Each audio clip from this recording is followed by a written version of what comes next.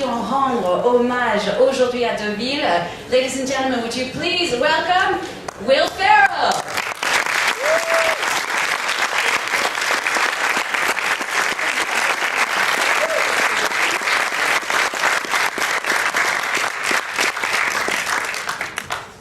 Will, thank you so much for being here with us in Deauville. Thank you for having me. So nice to be here. What a beautiful day. It is a beautiful day. Yes. Who would like to start? Quelqu'un veut bien commencer le bal? Bonjour. Bonjour. Vous êtes arrivé au sommet de par de l'art de la comédie. On peut dire que vous avez révolutionné justement l'art du comique, de la comédie.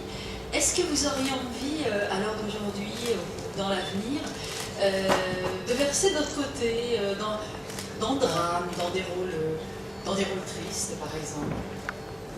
So I already know the answer. Il me dit oui, je connais déjà la réponse. Her question was, you do so much in comedy, you're really at the summit of your career. You have done some stuff, dramatic stuff before. Would you like to do more? Go in that direction, something sad, play a sad role? Yeah, the work I've done with dramatic films has been very satisfying, and you know, it's a very much kind of an exciting departure when I get to do that stuff. So yes, I do look to do more of that. However, you know, Hollywood still kind of puts me in the category of comedy only. So it's still a bit of an uphill battle for me to try to get those parts. Oui, c'est vrai pour moi de faire des rôles dramatiques que j'ai déjà fait dans le passé, c'est très satisfaisant pour moi. C'est un vrai départ qui m'intéresse beaucoup, donc oui, je veux faire plus de rôles dans ce sens-là. Ceci dit, Hollywood a une tendance à me étiqueter dans ces catégories d'acteur comique, donc il faut dire c'est une bataille pour avoir ces rôles. Despite my incredible good look. Malgré le fait que je sois très beau. Anyone? Another question, une autre question? Voilà, oui. Bonjour. Bonjour. Alors moi j'aimerais savoir comment vous avez puisé cette puissance comique. Justement, vous avez commencé sur scène, on me l'a appris il y a quelques instants, mais j'en avais entendu parler. Mais c'est vrai que je ne suis pas quelqu'un qui regarde les comédiens sur scène, moi c'est le cinéma. Comment vous avez fait ce passage? Et pour vous, la comédie, qu'est-ce qu'elle représente? Est-ce que vous avez des maîtres en comédie? Quand vous parlez de scène, vous parlez de Saturday Night Live comme ça? Vous faites le faire en direct, aux vraies scènes? Oui, oui. Okay, so he's saying he heard that you actually started out on stage, if that's correct, before Saturday Night Live. Yes. What was it like for you making that transition, because he thinks it's more of your role as comedian now on screen, that transition from stage to screen, and also who are your masters, your comedic idols? Well, yes, I started out with an improv sketch comedy group in Los Angeles called the Groundlings, which has a fairly strong reputation, you know, in the United States. A lot of people had gone on from that theater company to film and television and to shows like Saturday Night Live, and that, you know, that was actually a great training ground to learn how to write sketch comedy, to learn how to develop characters. It allowed me to kind of set the groundwork to later feel comfortable doing the things that I've gone on to do. And in regards to your masters? People I've admired, you know, it's funny, as a kid, I would watch everything I could in terms of comedy. You know, a big influence in the United States was The Tonight Show with Johnny Carson, and that was the only live outlet where you'd see stand-up comedy. So I would stay up late as a kid and watch, you know, everyone from Jerry Seinfeld to Bill Cosby, Steve Martin, and then I would have to say the original cast of Saturday Night Live, and those Bill Murray and Dan Aykroyd and John Belushi and Chevy Chase and people like that were big influences on me. Donc pour répondre aux premières questions, effectivement j'ai commencé sur scène avec une troupe d'improvisation qui s'appelle The Groundlings à Los Angeles. C'est une troupe qui a une grande réputation déjà aux États-Unis. Et il y a plein de gens qui ont fait partie de cette troupe, qui ont continué à faire du cinéma ou la télévision et ensuite Saturday Night Live comme moi-même. Donc c'était un super endroit pour apprendre pas seulement à jouer mais aussi à écrire, à développer les personnages. Et ça me donne une bonne base pour ce que j'ai pu faire après. Et quand il s'agit des maîtres, en fait, comme vous avez dit, moi, quand j'étais petite, je regardais beaucoup de choses à la télé, mais il faut savoir, quand moi j'étais petite, le seul endroit pour voir, en fait, des comiques live sur scène, c'était sur The Tonight Show, qui est une grande série, une grande émission qui était animée à l'époque par Johnny Carson. C'était le seul endroit pour voir les personnes comme ça. Et ensuite, bien sûr, j'ai beaucoup regardé les premiers casts de Saturday Night Live, à savoir Bill Murray, Dan Aykroyd, John Belushi, etc., etc. Mais j'ai aussi beaucoup aimé Jerry Seinfeld et Bill Cosby ou Steve Martin que j'ai pu voir sur The Tonight Show aussi. Une autre question? I have a question. You are part of such a great comedic duo with Adam McKay, who kind of always stays in the shadows a little bit. Tell me about your process of working with him and what that's like, because it's almost like you're a modern day Nichols and May, you could almost say. Je pose une question sur son partenaire Adam McKay, qui a réalisé plein de films qu'il a fait, donc plusieurs films qu'on montre ici à Deauville, à savoir Very Bad Cops, Frangin Malgré-eux, Anchorman, etc. Donc je voulais savoir comment il travaille à deux et qu'il nous parle un peu de ce partenariat. Yes, my kind of relationship with Adam McKay is kind of one of the more treasured things I have. We both met on Saturday Night Live. I think we were literally hired on the same day. He was hired as a writer, and I, of course, as a performer. And we started working together. Writing sketches and realizing we shared the exact same sensibility on everything, and from there it went into writing screenplays, and we've gone on now to I think Anchorman 2 was our 5th film we've written together, maybe 6th, and it's if someone said, you know, you can only work with one person for the rest of your career, I would just say, okay, it'll just be Adam. Donc Adam McKay, c'est vrai, c'est le truc, la personne avec qui je travaille, que j'ai trésor, je chéris plus au monde. On s'est rencontrés sur Saturday Night Live, je crois qu'on était même embauchés le même jour. Moi j'étais bien sûr sur scène et lui il était auteur pour cette émission. Et c'est vrai, on a exactement la même sensibilité, le même sens de l'humour qu'on a pu découvrir ensemble à Saturday Night Live et puis ensuite à travers les scénarios qu'on a pu écrire ensemble ainsi que les films qu'il a pu réaliser. Je dirais que le dernier Anchorman, c'était au moins le 5e ou 6e film qu'on a fait ensemble. Et si on m'a dit aujourd'hui, vous pouvez travailler avec qu'une personne pour le reste de votre vie, moi je dirais chiche, c'est bon, je reste avec Adam McKay. Ici. Juste ici en orange. Bonjour, merci d'être venu. J'ai une question sur donc, le parcours de la comédie. Est-ce que pour aller plus loin dans la comédie et aussi la liberté, est-ce qu'on pourrait voir Will Ferrell dans des séries comme Girls et travailler plus avec Lena Dunham et toutes les troupes, un peu plus aller vers les séries et voilà, faire encore plus de choses folles? She's asking, could you see yourself going even further with your comedy, maybe into a television series with something like Girls, incorporating a troupe like that or a cast for a show, a television show? You know, I think television is now kind of in this amazing era for comedy. You know, with you know all the different cable networks and everything really kind of pushing the envelope, and I have thought that would be interesting to commit to a series, and you know, I don't know if I would want to do the standard 22 shows a year, but maybe something smaller where you do more of a BBC model where you do 6 to 8 shows.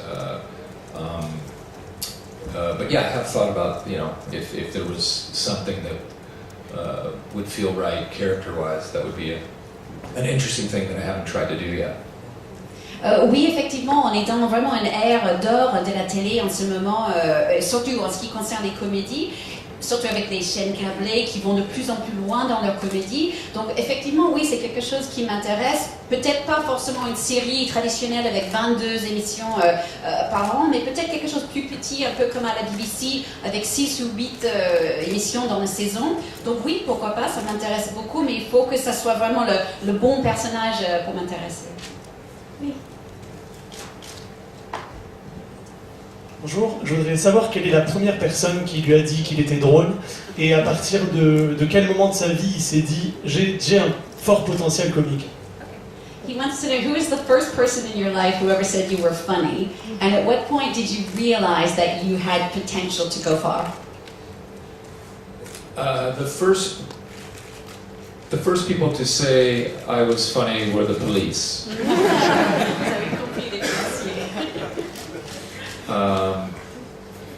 No, I don't know if I have that memory of one person who said I was funny, but I do recall in grade school being able to make a bunch of my friends laugh, and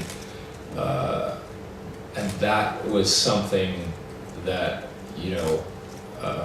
I relied on to make friends and to kind of socialize with that. Even though I wasn't I wasn't the class clown who needed all the attention. I still was a very conscientious student and tried to still be friends with the teacher and make them laugh at the same time. And what was the second part? The second part was when you realized yourself that you had what it Yeah, takes. I mean, and then in terms of having confidence that I could possibly make strangers laugh, because anyone in comedy, that's the first thing, you make your friends laugh, but that's kind of easy. Was when I tried doing stand-up comedy a little bit while I was doing sketch and improv, and I had some good experiences with it. I had some horrible experiences with that where no one laughed, but I had enough. I think it was 60-40 that I could make people laugh, and I thought, well, there's something there, possibly. Okay. Still not a lot of confidence. Donc, Will nous dit qu'il n'y a pas vraiment un souvenir précis d'une personne. Bien sûr, il se souvient quand il était petit, à l'école, en primaire, bien sûr, il a pu faire marrer ses copains. Et que c'était plutôt un outil pour être social, pour faire des copains tout bêtement. Mais c'était pas les gamins à l'école qui étaient toujours en train de déconner, etc. C'était plutôt un bon élève. Et il essayait toujours, en fait, avec ses professeurs, au moins de aussi avoir des bonnes notes et leur faire marrer en même temps. Et quant aux questions du premier moment qu'il savait lui-même s'il allait bien arriver, il a dit que c'était sûrement au début quand il faisait du stand-up, en fait. Là, il a commencé à avoir un peu plus de confiance en lui-même. Et il a dit qu'il a commencé en faisant à peu près 60% des temps des très bons moments du stand-up et 40% du temps où c'était un peu moins bon. Mais quand même, avec ces 60%, il s'est dit, bon, peut-être il y a quelque chose à travailler. Oui.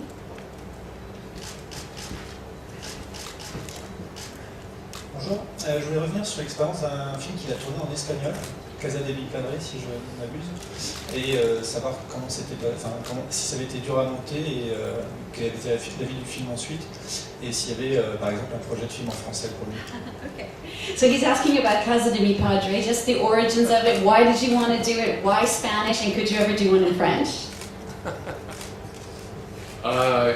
Yeah, for those of you who don't know, I did a movie entirely in Spanish called Casa de Mi Padre, and I just, for some reason, had this idea for about 5 years of putting myself in a Spanish language movie, for no reason.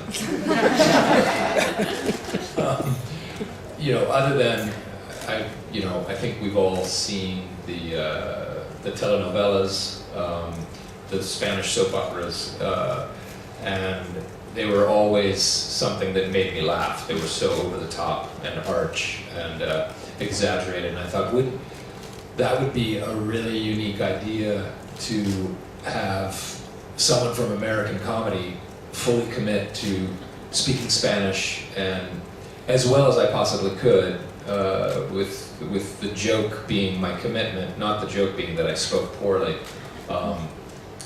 even though my trying to speak Spanish as well as I could still sounded terrible. But that was the whole idea, and we shot it in 22 days, and we were lucky to get Diego Luna and Gael Garcia Bernal and this amazing cast, and so but it was extremely hard. So I think French would be impossible for me. Yes.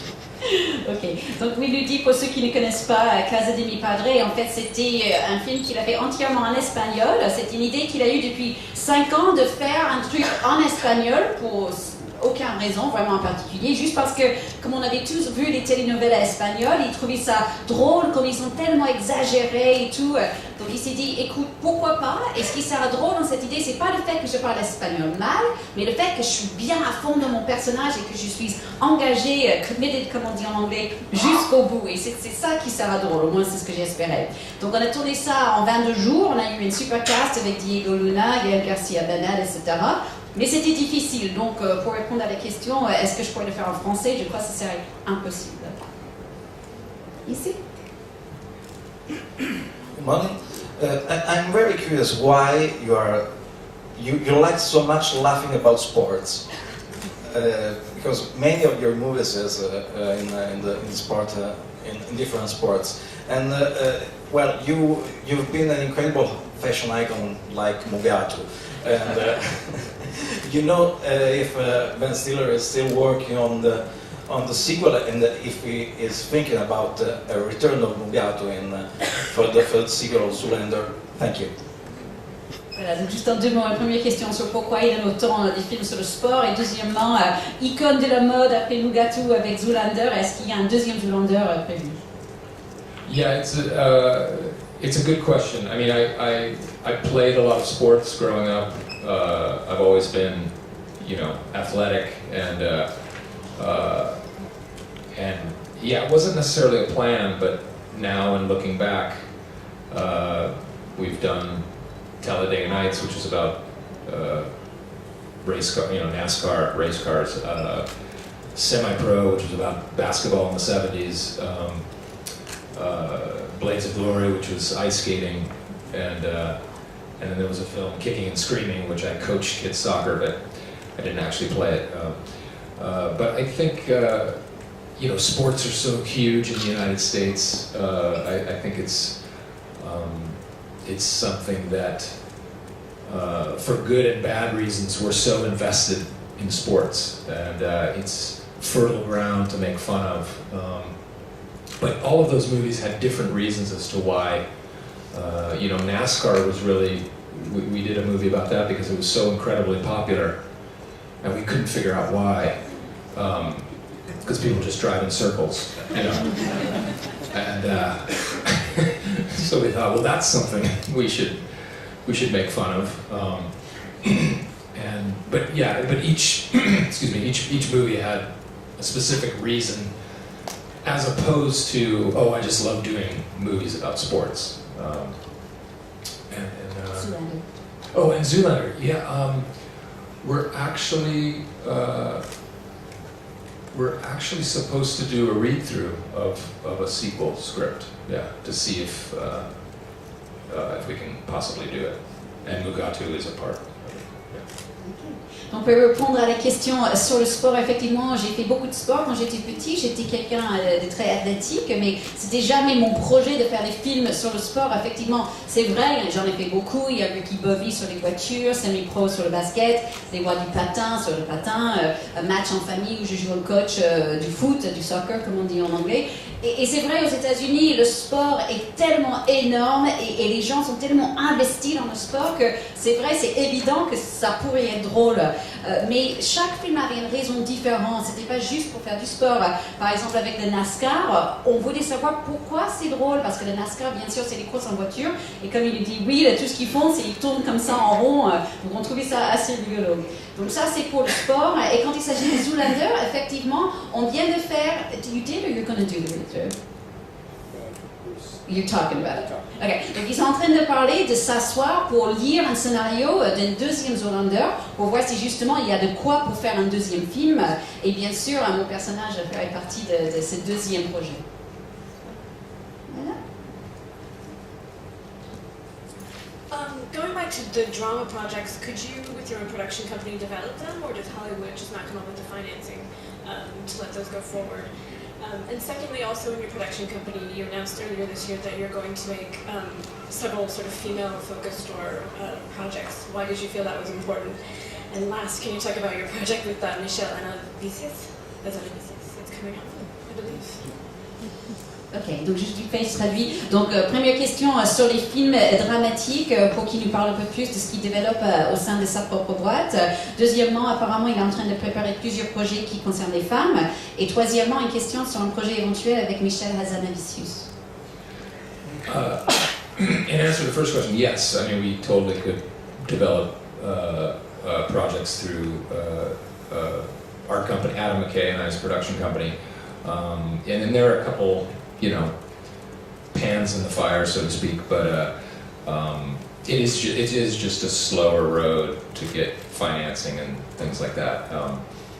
And then the offshoot of, so our production company is called Gary Sanchez Productions, and then Jessica Elbaum, who's a producer in our company, came up with the idea to start Gloria Sanchez. So she just came to us and said, what if we really decided to kind of become home for female directors, female writers, and female-driven comedy projects. And so it was really actually her idea that Adam and I both embraced and thought, yeah, we'd love to kind of get out in front of that, and just because there also is just so much great female comedy these days. And then the third question, Michelle, I think that project is called Will, I believe, but I don't know anything more about it, because sometimes I don't pay attention. Ok, donc aux premières questions sur le développement des projets un peu plus sérieux, Will nous dit que dans sa boîte de prod avec Adam McKay, effectivement, ils ont plusieurs projets en cours, mais comme il a dit tout à l'heure, c'est assez lent, c'est un peu plus lent à trouver le financement pour ce genre de projet parce que justement, ils ne sont pas des projets comiques.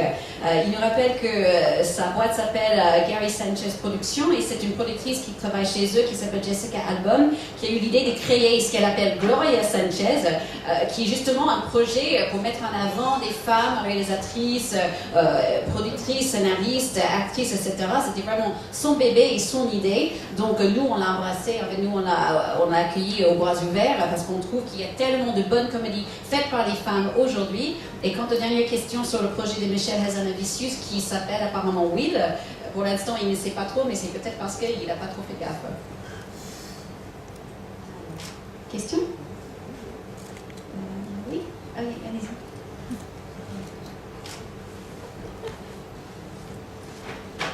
Hi. I have a question about Funny or Die that you created with Adam McKay a few years ago. What is represent for you for the new talent to begin by this new medium that is digital? If you compare with a few years ago, with when we start with the stand-up on stage, etc. What is represent? And for you, for the production, how do you use Funny or Die in your to look at new talents or develop some new project? How do you use it in your ecosystem? Ok, sur une question sur le site web de Will et Adam McKay qui s'appelle Funny or Die, il se pose la question de est-ce que c'est un bon moyen de trouver des nouveaux talents? Est-ce que c'est différent par rapport à son époque, du stand-up, etc. Et est-ce qu'il s'en sert de Funny or Die pour justement trouver des nouveaux talents? The great thing about the Funny or Die is that it's a great kind of testing area for new writers and actors and directors to kind of quickly put up sketches and to kind of try to craft in an area that has very low consequence if it doesn't work. If it doesn't work, you don't get any hits on the video and it just goes away. And if it works, then we're able to kind of track those writers and as potential talent for anything from television to film. So it kind of feeds into the bigger projects that we have. And at the same time, it's also a lot of times, a lot of the talent that have started out on the site, they just get hired away. Anyway, so we're just kind of thrilled that it's become another platform that's relatively inexpensive and a great way for beginning talent to kind of learn their craft. Donc nous, ce qui est génial, ce qu'on pense, ce qui est génial avec Funny or Die, c'est un bon endroit pour tester justement des nouveaux talents, des nouveaux auteurs, acteurs, réalisateurs. C'est un super moyen de juste mettre un sketch vite fait comme ça sur le net.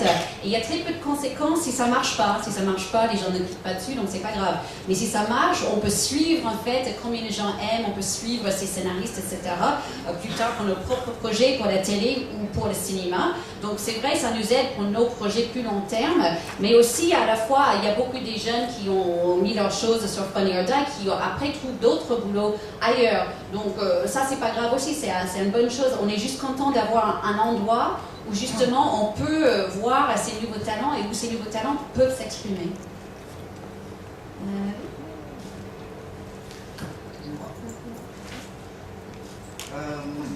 Are you involved with, to go on with internet, are you involved with a Twitter account called Not Will Ferrell? Je me demande donc s'il est associé à ce compte Twitter assez drôle qui s'appelle Not Will Ferrell. Do you know this Twitter account? I've heard of this Twitter account and I have nothing to do with it. Oui, je connais, ça n'a rien à voir avec moi. Have you ever seen it, read it, think it's funny? I've just had people come up to me and say, "Oh, that was really funny what you said on Twitter." And then I say, "Oh, what did I say?" And there's like, "Oh, that wasn't you?" Yeah. Well, it says not Will Ferrell. It's pretty clear that it's not me. And so, I mean, that's the. I guess fortunate for me, most of the things on there, from what I've heard, are fairly funny. But it is weird that someone can kind of imitate you on their site, and Twitter's answer is, well, the only way for us to take it down is for you to come on and say, hey, this is really you, not that. You don't want that? I don't have time for Twitter. Yeah, I've got better things to do. Yeah.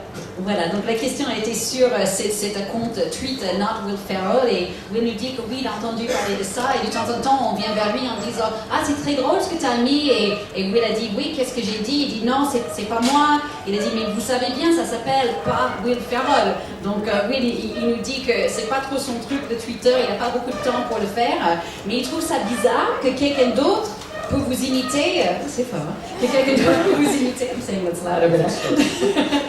Que quelqu'un d'autre peut vous vous Please imitez. don't run for the exits. Voilà, ne If sautez pas. this tent collapses. Si Okay. la tente tombe sur nos têtes, ne sortez pas. Yeah. Bon, voilà, donc juste pour finir sur Twitter, il a dit, Twitter lui a dit, le seul moyen justement d'arrêter ça, c'est pour que lui-même, il va sur Twitter en disant, mais non, c'est pas moi, etc. Il n'a pas envie de le faire, il n'a pas de temps. Oui.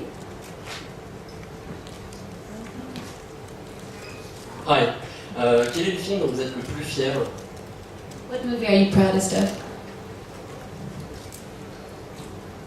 I feel lucky that there's so many projects I've worked on that I feel very proud of. We mentioned one earlier, the Casa de mi Padre, which is entirely in Spanish. I'm proud of that. I think I'm proud of all the films I've done with Adam McKay. There's a movie called Stranger Than Fiction that I did with Dustin Hoffman and Emma Thompson and Maggie Gyllenhaal that was kind of the first time I got to kind of do something more dramatic, and that's a film I'm very proud of. So, each film and each experience is separate and unique, and you're proud of it in many different ways. I'm also proud of something that's not even a film. I did a Broadway one-man show called You're Welcome, America, which I played George W. Bush, and I was nominated for a Tony for that, and that had a great reaction to that. So I guess I feel lucky that I'm proud of a lot of things. J'ai beaucoup de chance parce que je peux dire que je suis fière de pas juste une chose, mais beaucoup de choses. Je suis fière, on a parlé tout à l'heure de Casa de mi Padre, parce qu'on le fait complètement en espagnol. Je suis fière de tous les films que j'ai fait avec Adam McKay. Je suis fière de la première film dramatique que j'ai fait qui s'appelle L'incroyable destin de Harold Creek, Stranger Than Fiction, que j'ai fait avec Dustin Hoffman, Emma Thompson et Maggie Gyllenhaal. C'était la première fois que j'ai fait un rôle dramatique, donc je suis fière de ça. Avec chaque film, chaque expérience est tellement unique, je suis fière de presque tout, et je suis aussi fière, j'ai fait un spectacle à Broadway, c'était un one-man show où j'ai joué George Bush, il s'appelait You're Welcome America, et j'ai été nommée aux Tonys, qui est un peu comme les Oscars du théâtre, et j'ai eu une super réaction de ça aussi, donc je suis assez fière de ça, je me sens très chanceux que je peux être fière de autant de projets. Voilà, juste ici. Ça va être la dernière question. Moi j'ai une question pour savoir justement, pour prolonger le fait que les personnages que vous interprétez, qui vous inspirent? Est-ce que vous regardez beaucoup autour de vous? Est-ce que vos contemporains vous inspirent? Tout à l'heure vous parliez de sport, mais est-ce que les gens eux-mêmes vous inspirent? Et puis pour terminer, peut-être, est-ce qu'ici dans cette salle, il y a quelque chose qui vous inspirerait pour peut-être un personnage ou pas? Okay, so the last question, we were talking a bit earlier about what inspired you, who inspired you when you were younger. We were talking about sports before. Does anything in sports inspire you to be funny? Are you inspired by people you work with, or is there anything even in this room that could inspire you to be funny? You inspire me. Toi, tu m'inspires. I don't know if I have a real answer for that. It's kind of, I think, I just have a lot of random thoughts in my head that will just all of a sudden hit me in a way that for some reason I think will work out and be funny. But I think it's a combination of observing people, cultural events, pop culture, just about everything. But I don't really know if I have a theory for how I've been funny or how I've thought of funny ideas. Ok.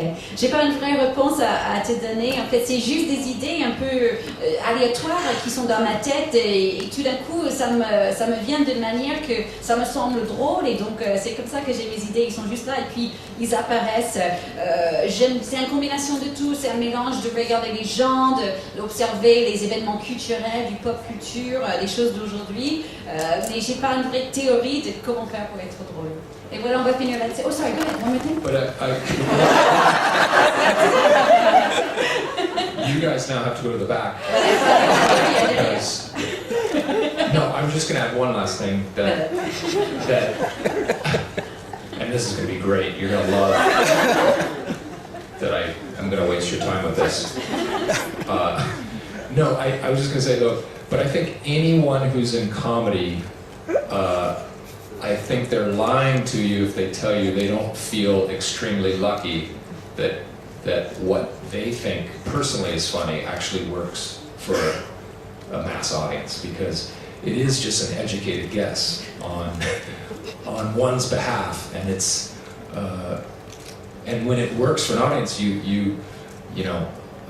I think when I talk to other comedians, we all have the same reaction, which is, wow, that actually worked. Not, yeah, I knew it would work. I'm so good. It's more of a, oh, okay. I'm going to be employed for another year. Yeah. So. Okay. Voilà, donc juste pour finir, là après ça va être la fin. Il dit que je pense que n'importe qui à qui vous posez cette question, n'importe quel comique, ils vont mentir s'ils disent pas qu'ils ne sont pas extrêmement chanceux que ce qu'eux ils pensent, qu'eux ils trouvent drôle, et en fait drôle avec un public. Parce que la plupart du temps, ils devinent, ils espèrent que ça va être drôle pour les autres, juste parce que c'est drôle pour eux. Donc souvent il dit qu'il parle avec d'autres comiques autour de lui, et ils ont tous la même réaction. Ils disent tous, waouh, ça a marché, les gens ont vraiment trouvé ça drôle. C'est jamais, ouais, je savais qu'ils allaient trouver ça drôle, parce qu'on ne sait pas jamais. Je crois qu'on est juste heureux que le public trouve ça drôle, et du coup on va pouvoir bosser encore peut-être une année. Will Ferrell.